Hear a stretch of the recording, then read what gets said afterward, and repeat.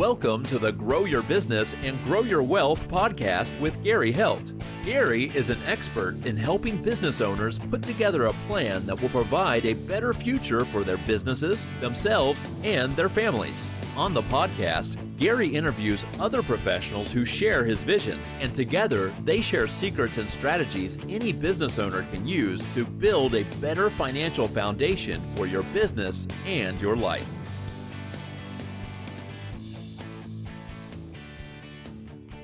Hey, welcome back to the podcast. This week, my guest is James Hilovsky, and he is the founder and CEO of FranDream. Welcome, James.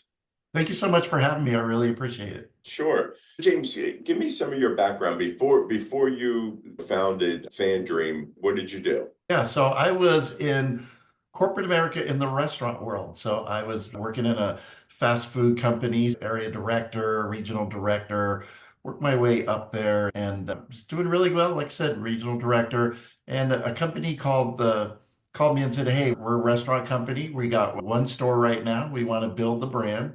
We want you to come run our franchise side, support our franchisees." Sure. So I started when we had one store, built that system up to 100 by supporting franchisees and giving them company support, direction, opening support. And then the largest franchisee from that company came to me and said, "Hey, why don't you partner up with us, come be part owner and join us?" And so I did, and we had the restaurants we had there. We wound up doing a ice cream concept. We wound up doing our own cookie dough concept, and then we did our own coffee shop. And then it happened to be two brothers that played in the NFL partnered with, and one of the brothers then retired from the NFL, and the other brother got hurt, couldn't fulfill the end of his contract. So they went there, they decided, "Hey, let's sell up." And I thought that was a great idea. The restaurant business is getting tougher, margins shrinking. Yeah.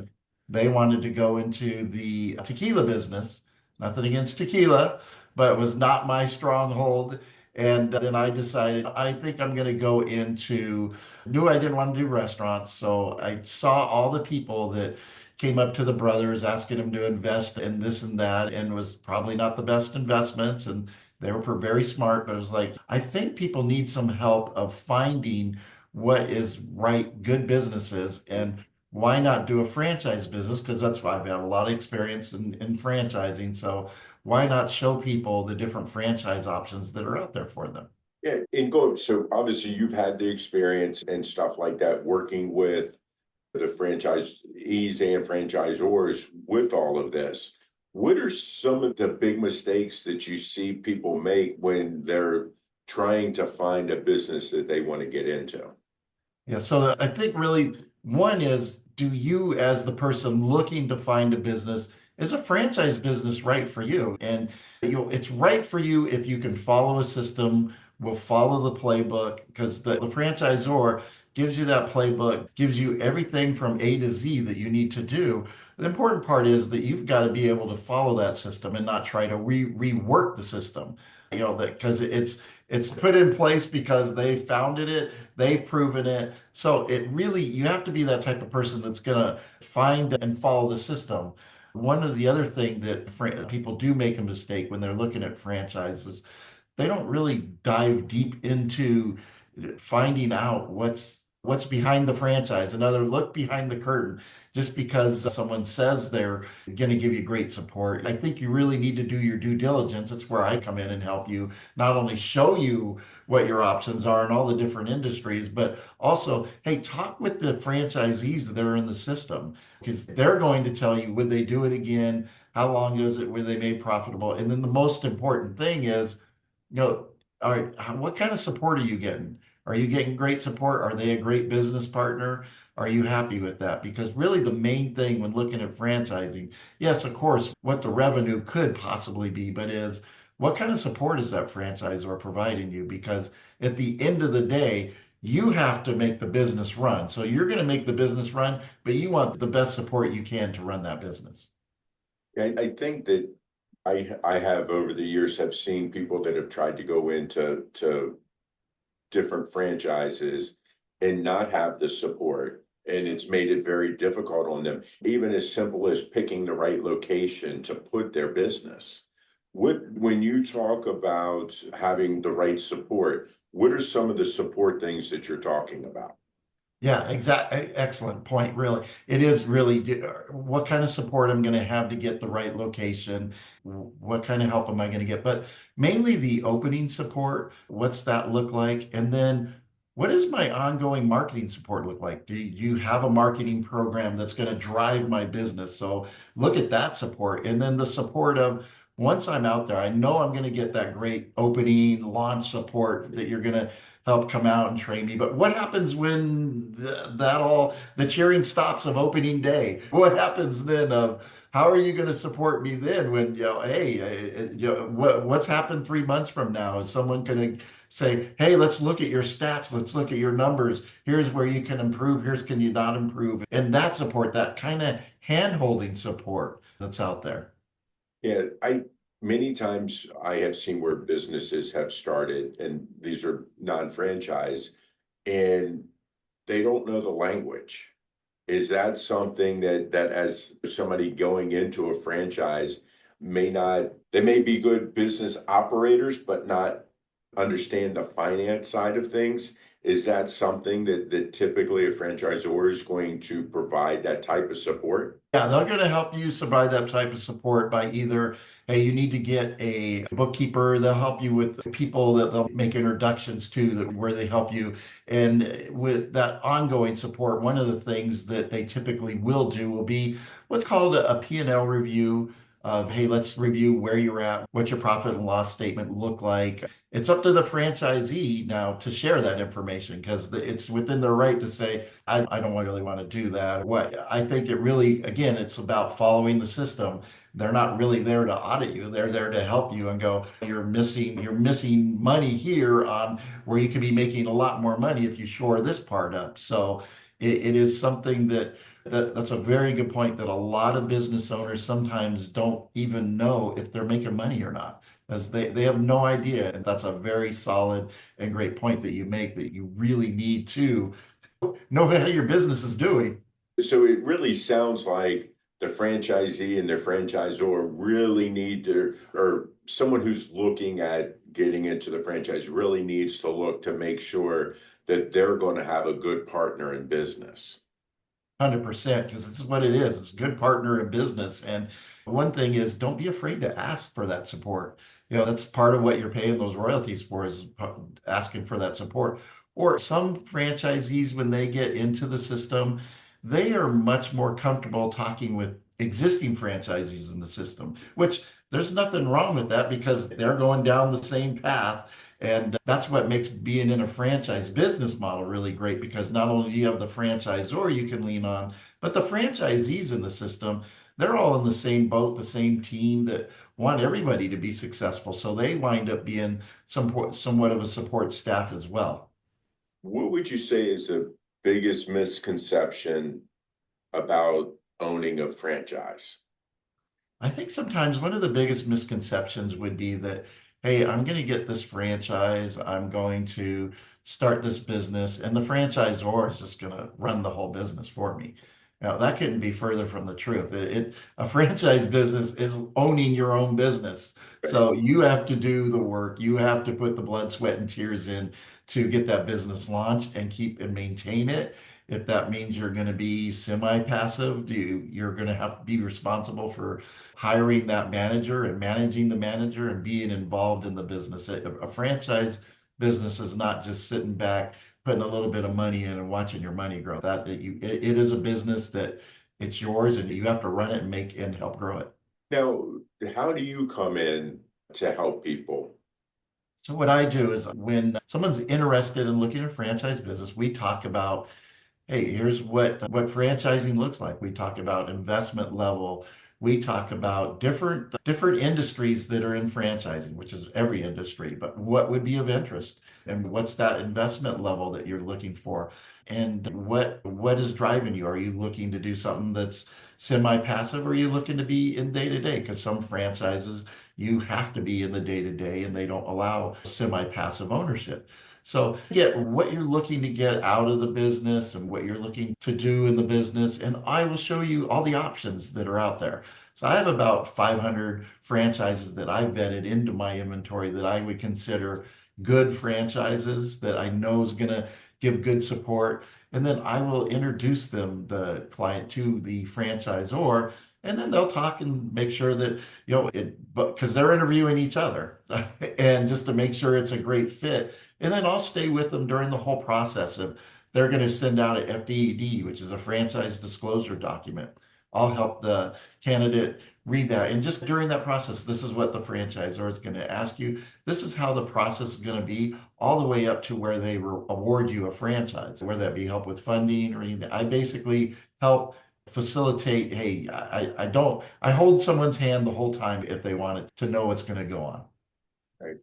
Now, where do you see the landscape of franchises now? Because I know things have changed since post-pandemic and everything, but where do you see it going now?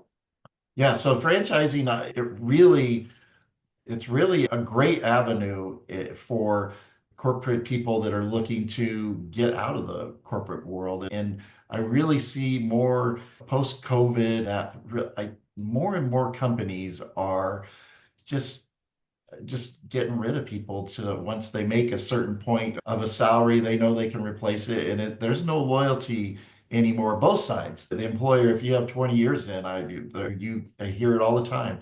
I was 20 years in the company and they laid me off or eliminated my position. I really feel that the franchise world's great for that because that is the whole thing is, and I think most entrepreneurs would say this when you go, what would you do different? I think most would say, I wish I would have got into my own business and started my own business. I would sooner. I don't think there's one going, I wish I never would have done this. I Yeah. mean, yeah, there's going to be hurdles, but at the end of the day, I think we all wish we would have bet on ourselves earlier rather than later. Yeah. Earlier, you spoke that you were in a franchise with a couple of athletes. So, what makes athletes good franchisees? That athletes are really great franchisees because they are used to following a playbook. They're used to structure. They're used to being told, hey, practices this time, and then we got to study either game film and very disciplined on sleeping habits, what they put into their body. So much like that, you're coming into it. They soak up when I see when they're talking with franchisors and looking at business, they soak up everything that franchisor is telling them, hey, yeah, I think this sounds good. I think this sounds good. I could follow the system. So they're just naturally really good at following a system and implementing that playbook and carrying that out. Makes them really good franchisees.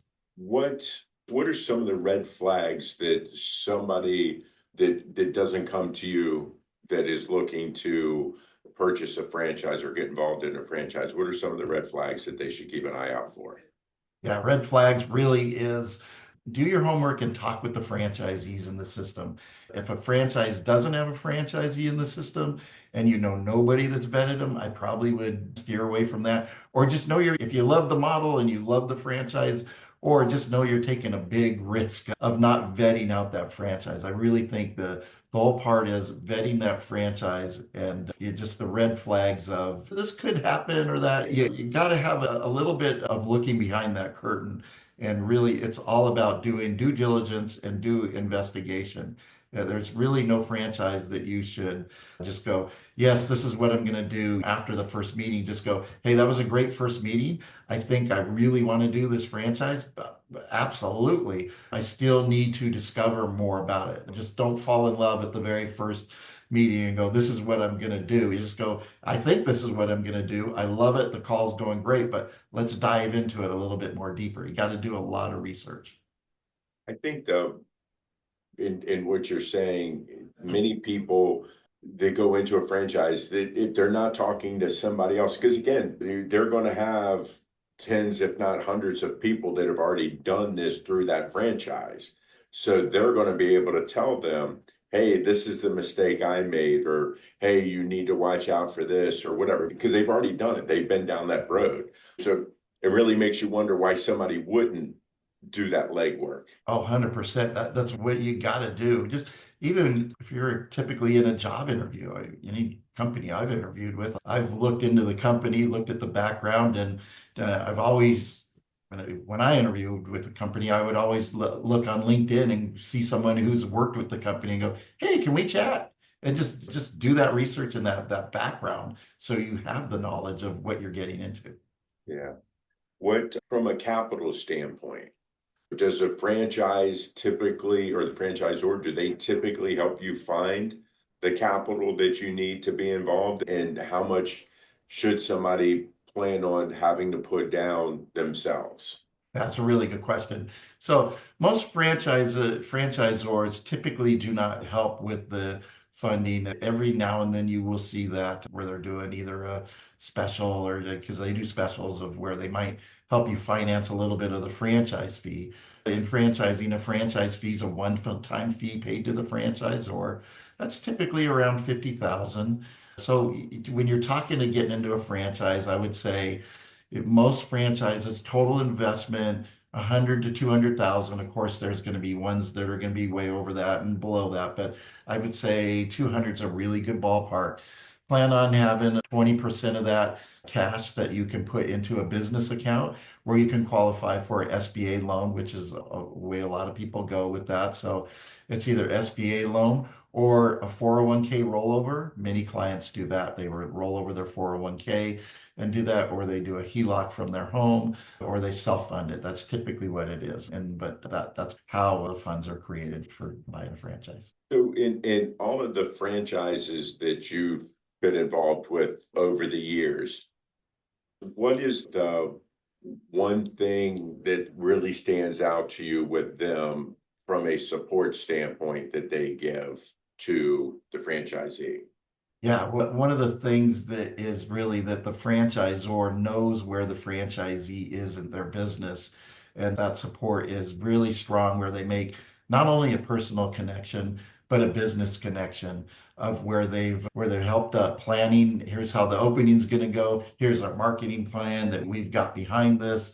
We're going to get you launched, and then just the ongoing support of most of the franchises that I placed of is really good. And people that I work with, I always tell, hey, talk with franchisees. So they have not only the franchisor support, like we talked about earlier, but the franchisee support from day one going, hey, when you launch, what did you do? It's really lean on them and they're going to tell you, this is what the franchisor is going to tell you to do. This is how you want to follow it. Here's where we made mistakes and where we didn't. It really is something that I tell all my candidates is you glean everything that franchisor has to say, look for that support and then get the support of the franchisees. But one thing I always do say is if you don't know, call the franchisor. You have all the people at the disposable at that office, and they're going to pick up the phone and they're going to help you because this is what you're paying for. If you have a question, don't be afraid to ask. Ask and put your hand up and going, I'm not sure how to do this, and they will help you. Now, if someone came to you and said that they're thinking about getting into a franchise, what would be the one piece of advice you would give them? I know there's a ton, but Yeah. what's one thing? One thing would be when you're looking at it again is if you're looking at a franchise, no matter what it is, you want to be somewhere that's within your budget, where you're very comfortable with. You don't want to overextend and shoot too high and go, oh, that my runway is not long enough. So you want to have a good runway. And then the main thing is let's pick a franchise that's going to give you great support. Great. So James, what have I not asked you that you wish I had? Hey, we've covered a lot, and it was a great interview, and we could talk all day on Yeah. franchising. I think we're good, and I appreciate you. This has been great. Great. James, if people want to talk to you about possibly getting involved with a franchise, how can they reach you? Yeah, website is thefrandream.com or james at thefrandream.com. Send me an email and would love to chat. Great. James, I really appreciate your time today. And I think anybody that is thinking about getting into a franchise should certainly reach out to you and have a discussion. Thank you so much. It was my pleasure being on your show and talking with you, and I had a great time. Hey, this week my guest was James Hilovsky, and he is the founder and CEO of FranDream. And I will talk to you guys next week.